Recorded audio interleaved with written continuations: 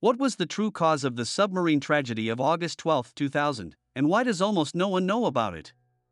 Was there a chance to save the sailors who survived the submarine explosion? Why did the torpedo explode during the exercise after all? Let's find out. Today, I want to tell you what I could find about the tragic sinking of the Russian submarine Kursk. I will share with you the really authoritative opinion of Valery Ryazantsev, who at the time of the submarine's death was the deputy head of the main department of combat training for the Navy. Valery Ryazantsev wrote a book about the Kursk accident. Most of the information I took from this book. Separately, I would like to say that Ryazantsev expressed his opinion on the tragedy by order of his superiors. Valery Ryazantsev will lose his career for his view of the tragedy. Valery expressed what the management did not want to hear from him. He told the real truth, which did not suit the political side of the tragedy. The problems of the Navy. The snowball of tragedy began to accumulate much earlier than it might seem.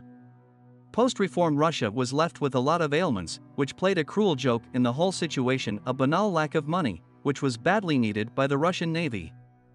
Valery Ryazantsev easily describes the state of the fleet at that time. The ships and submarines were just standing around. There was no fuel, no repairs, no personnel, no trained soldiers, nothing. Many resigned because it was impossible to work in such conditions. No money, no housing, no food. Fleet combat readiness was deteriorating day by day. 2 years before the tragedy, in 1989, as Ryazantsev writes, he was in the Northern Fleet, observing the readiness of the first submarine flotilla, which included Kursk. Separately, I note that all the indicators that the flotilla gave out were extremely overstated, especially the level of torpedo training, from Valery's words. As he later explains, he absolutely disagreed with this because of the numerous violations of the charter. The penultimate trip. Of course, an official investigation was launched into the submarine's death. As it would later state, one of the primary reasons was poor training of the crew. They spent only 12 to 14 days a year underwater. For 3 years, they only once performed an exercise with launching a torpedo. 9 months before the catastrophe, the submarine went on its penultimate voyage. After the submarine finished, it was broadcasted on all TV channels. It was a real miracle. Moreover, it was a voyage to the Mediterranean Sea. After the voyage, the commander of the Kursk, Gennady Lyakhin, was promoted to the title of Hero of Russia, but, unfortunately, he would receive his title posthumously. Mikhail Motsak, Chief of Staff of the Northern Fleet, will deliver a fiery speech in honor of the successful completion of all tasks assigned to the Kursk. From this day on, the submarine will stay in one place for 8.5 months, due to another problem with financing of the fleet. After such a long downtime, the entire crew should be trained again for service on the submarine, but of course this does not happen. Moreover, most of the crew had to be replaced, due to numerous resignations and transfers to other submarines. The new crew had absolutely no understanding of the new equipment. At the same time, new exemplary exercises of the fleet are announced, where the Kursk had to make a training salvo with torpedoes kit, Torpedo 65-76A, on enemy targets, which depicted itself cruiser Peter the Great, but I will return to this soon. Chronology of events. Investigation materials. Torpedoes were loaded into the submarine 9 days before the start of the trip. All torpedoes stand on special racks and are connected to the degassing system. To such a system, the crew chief Eldarov had to connect the kit as well, but since he encountered this type of torpedoes for the first time, he could not do it, asking for help from the torpedo man from the neighboring submarine.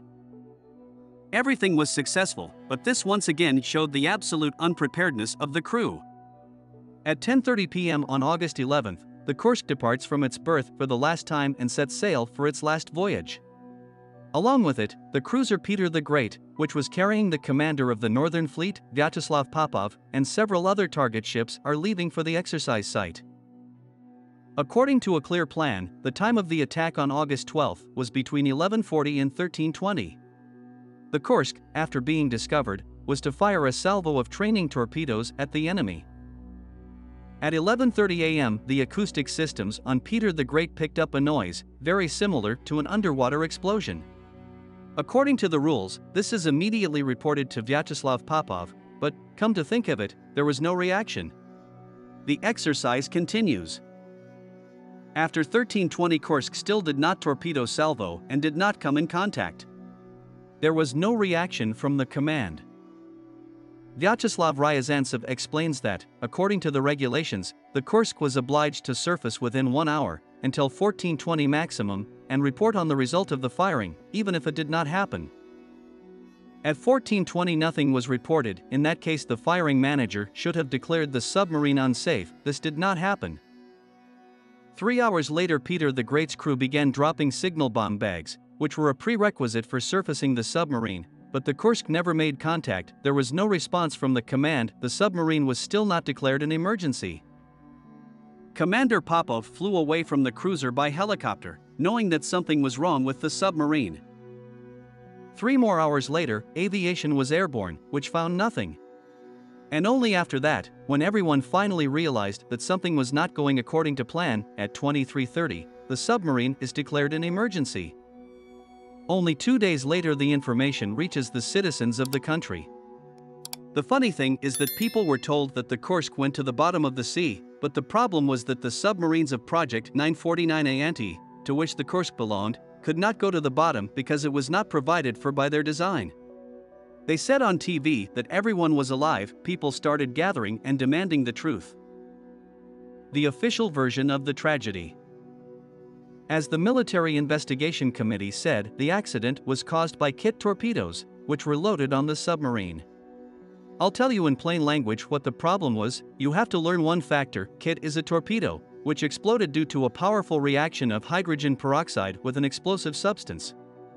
Now, the compartment of the training torpedo, without a live charge, where the hydrogen peroxide cylinder was damaged in the welding seam. Peroxide leaked out of that seam, which reacted with the lubricant in the torpedo unit and the paint coating of the torpedo itself. There was a tremendous reaction and explosion because of the pressure created in the apparatus. The explosion kills the entire crew in the first compartment of the submarine. Also, the explosion destroys the bow of the torpedo tube. This causes a fire that lasts for 2 minutes and 18 seconds, during which time the battle torpedoes begin to explode due to the temperature. Vyacheslav Ryazantsev has several questions, but in order. Why during the time that the submarine stood with torpedoes on board for a week and a half, no peroxide dripped from the allegedly damaged seam, but in 3 hours the torpedo apparatus suddenly began to leak? How could there have been an explosion with further fire if at the time the torpedo was ready to launch and was in the torpedo apparatus, that very torpedo apparatus was completely filled with water? Why did the insanely powerful stream of water that was entering the first compartment because of the breach not put out the fire, which lasted an entire 2 minutes, if it would have filled with water much earlier? He will never get an answer to these questions again, because the government is satisfied with the version that the official investigation team has set up for them. Moreover, Ryazantsev discovered forged documents that torpedo systems had been degreased to keep the government's name from being tarnished. A commission was convened to check whether the commission's signatures were forged. The answer was disappointing. The documents were forged. What was the reason, according to Ryazantsev's version? Torpedoes use cylinders with compressed air, which sometimes lose pressure. This is absolutely normal. The pressure is restored thanks to compressed air pipelines, which are pumped into the torpedo cylinders. But, according to Ryazantsev's version, this pipeline was carrying technically dirty air, which was clogged with particles of fine dust and dirt. The torpedo had a unique structure. It had a valve that had to be closed during storage on a rack to prevent compressed air from escaping the cylinder, but during diving into the torpedo apparatus, it had to be opened, but the air still had to not leave the cylinder because of the additional protection that caused the tragedy to occur. The additional protection is a trigger air valve, which is triggered automatically when the torpedo is released from the torpedo apparatus. But if it is even slightly open in the torpedo apparatus, all the dirty air from the cylinder will flow into the oxidizer, hydrogen peroxide, compartment. A violent reaction will ensue which will lead to a powerful explosion. To avoid all this, the instruction clearly states that one should be especially careful with the trigger valve to avoid an emergency situation, but the unprepared crew, of course, did not know about any instructions. There is a powerful explosion that disables the entire submarine's control room, which was in the second compartment right after the torpedo compartment. the submarine begins to go down. Another explosion. And now, briefly, dirty air is being pumped into the torpedo. The trigger air valve appears to be open. The dirty air begins to react with the hydrogen peroxide. Explosion. The control room is destroyed. The sub falls nose down to the bottom, detonating combat torpedoes in the bow. The first and second compartments of the sub no longer exist. Survivors of the ninth compartment. Could they have been saved? Many media say that there were survivors on the submarine in Bay 9 who could have been saved, but was this true?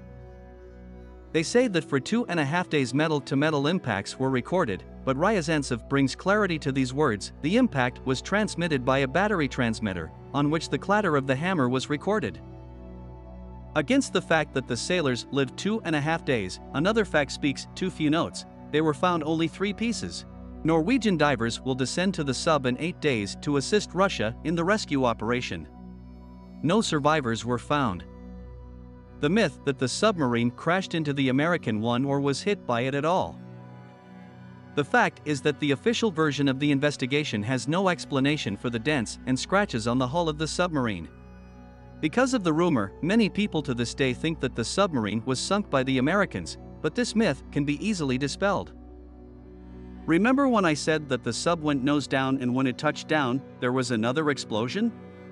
Well, because of that explosion, the submarine was thrown back by the shockwave and its hull was shattered by the objects that were lying on the bottom of the sea. That's the whole secret. Subscribe to the channel and share this video with your friends. Give it a thumbs up. Tell us interesting facts you know about the topic of this video. See you in new videos.